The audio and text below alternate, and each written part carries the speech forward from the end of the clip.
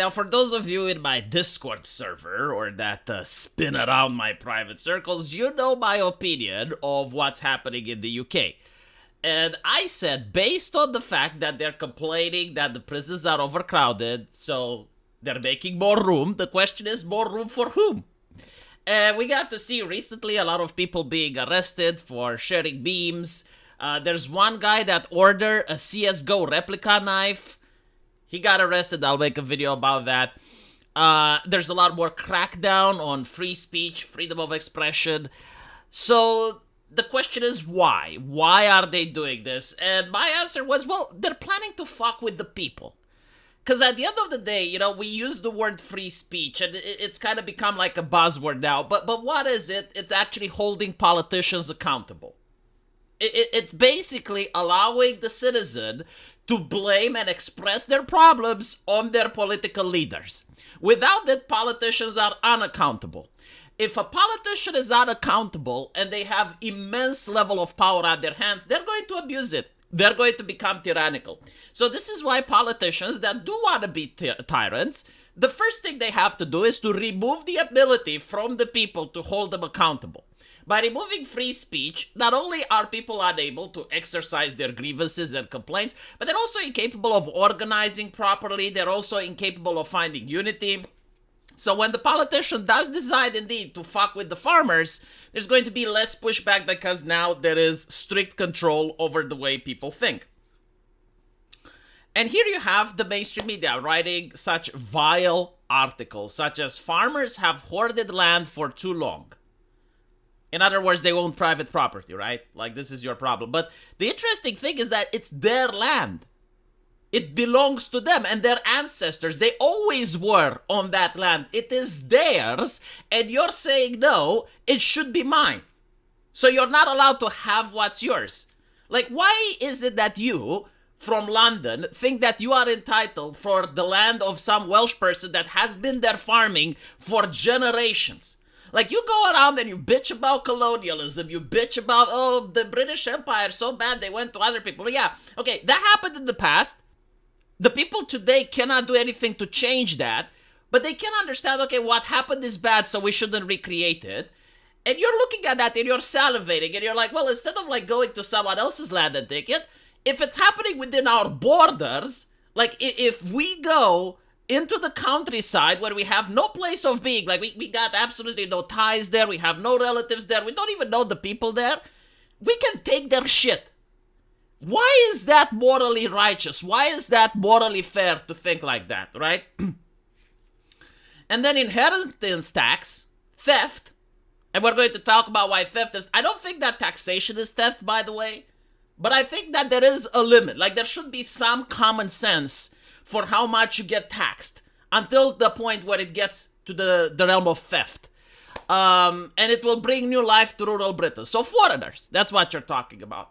Why do you even have to use all these metaphors and all these way of saying? Why can't you just speak plainly so that a farmer can understand? You know, they're not as educated. They don't really know the language of the elites, which you are.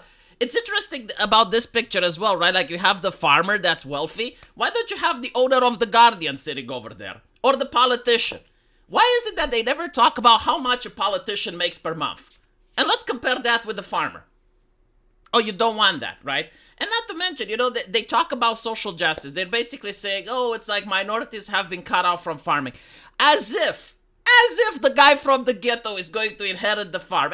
As if the guy that is impoverished and is a minority is going to inherit the farm. Like, let's stop kidding ourselves. It's going to be Bill Gates. It's going to be BlackRock that's going to be owning the farms. It's not going to be the minorities. It's not going to be the guy that comes out from the boat in Somalia thinking that, oh, you know, the problem with this country is that I have been cut out from the rural area and I deserve a farm. I want to be a farmer. And the government is going to give them the farm, and him and his family are going to sit there until a new government comes along and takes it away, right? That's not what's going to happen. No, you're going to have big corporations, international elites that are coming and they're buying off the farms from the people that can't pay the inheritance tax. Why do you have to lie like this to people? Why do you have to be so disingenuous? Like, you're in power now, right? You have the big fat dick. Just tell people what's going on. Just be honest about it. Look at this shit, right? One of the baleful dimension of our good times. Why do you use words that are so complicated, baleful. Like, you're talking about farmers, right? Like, you're already looking down upon them. Like, use simple words, use simpler terms. In the past, the nobility and the arrogant ones would use French when talking, so that the peasant doesn't understand. Like, try at least to tell the people just how much they're getting fucked if you're going to write an article about it. So one of the baleful dimensions of our times is the way that the conversation about what constitutes the good society is framed by the rich and their interests. A conception of the common good withers. Instead, it is replaced by the existential importance of private wealth, private interest, and private ownership to social health.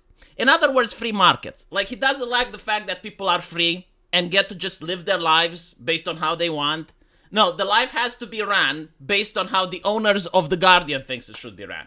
Right? So, like, some people that is completely disconnected from you gets to decide the best way that your life needs. They tried that in the past, and it usually ends up with famine. Every single time you have the elites coming up with new ideas about farming, it turns out that the elites have never farmed a single day in their life. And when they try to social engineer how the farms are going to be like, they create a famine. Why? Because unlike other things, like let's say a car, right? You can take my car and give it to someone else, and they will drive just fine.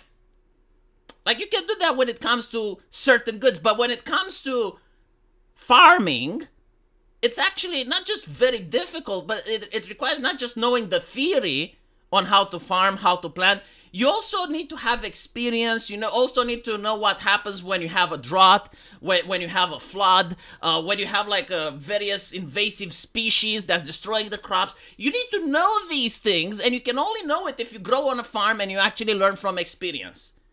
So when you take the farm and you give it to someone else, and that person doesn't have the experience, even if they're educated, they can end up not being able to grow jack shit. And people still need to eat, even if nothing was grown. This is what this is what China found out during the Great Leap Forward. This is what the Soviet Union found out with Lysenkoism. This is what many countries found out, because they fuck around with the farmers and they always keep finding out. And honestly, is this mentality of elitism that permeates not just Britain but the European Union, where you have like these city dwellers. It's like, fuck the people that grow our food, fuck them. It's like, why are you thinking like this? The fuck is wrong with you? Like, have you fucked with the bankers? Have you fucked with the politicians? Have you fucked with the people that own the Guardian? Once you fuck with all the rich individuals, right? And you fuck with BlackRock, and you fuck with the International Monetary Fund, and you manage to deal with all the rich. Maybe then you can talk about the farmers, but like, why is the farmers the priority? Why do you put them on number one? And why is it that the tactics that you impose upon them actually ends up serving the elites? Because again, like, you're not going to get their farms. Like, let's be honest, if you're a person from London that's like, oh, fuck the people that grow our food, you're not going to get their farms.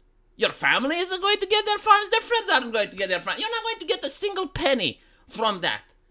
But for some reason, you want to be the jackboot of the elitist that will get their shit.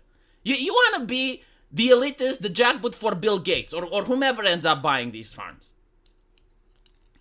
So this is also the reason that I say it's theft.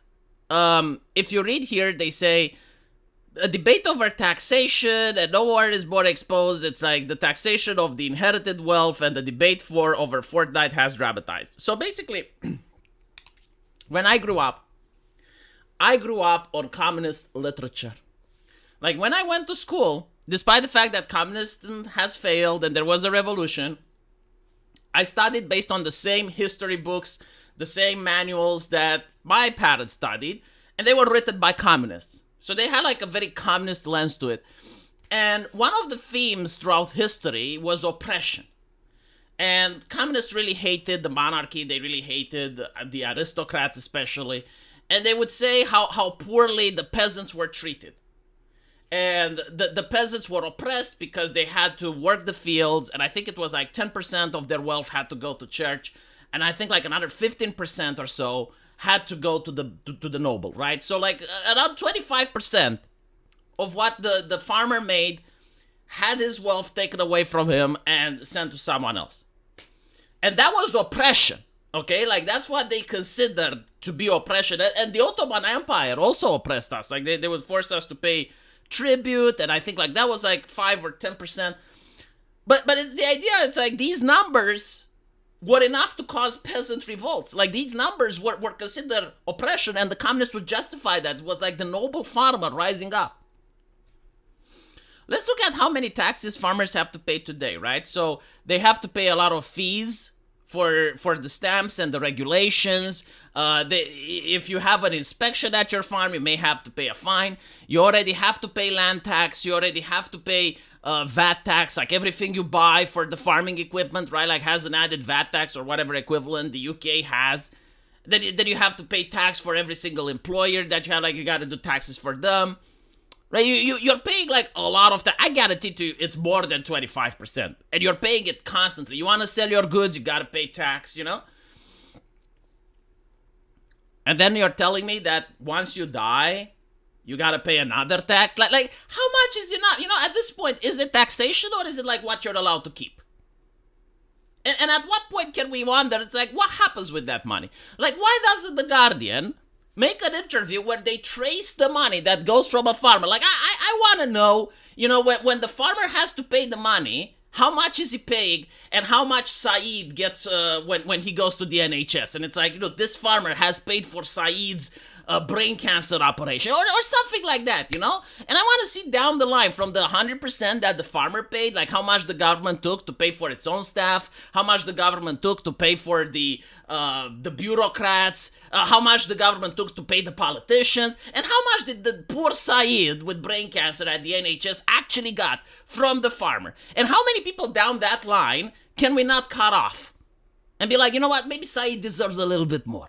Maybe Saeed should get a little bit more because the farmer paid 100% and Saeed only got 2%. It's like trickle-down welfare economics. Can we make an article like that? Probably not, but it would be interesting, wouldn't it? There is a reason why The Guardian doesn't want to be on Twitter anymore. And this is the reason. They don't like feedback. They don't like the comments from the people. They want to be in control. They want to be able to moderate the feedback. Because as I mentioned at the beginning of the video, allowing people to speak means holding the politicians accountable. And they don't want people to organize, to unite, and to hold the politicians accountable. It's like, okay, politician, you want to take away my farm that my ancestors had. What do I get to take away from you, though? Like, what are you willing to give? Like, it's all about solidarity, right? And you're basically saying that there's not enough money for the NHS. Can we lower some of the politicians' privileges? Can we lower some of the money that you're making? Can we start selling off some goods from your house? Because it's all about solidarity, right? Like, let's be solidarity together. Let's do solidarity together. Can we do that? No, of course not. The problem is the farmers. Let me know what you guys think. And as usual, I'll see you in the comment section. Take care.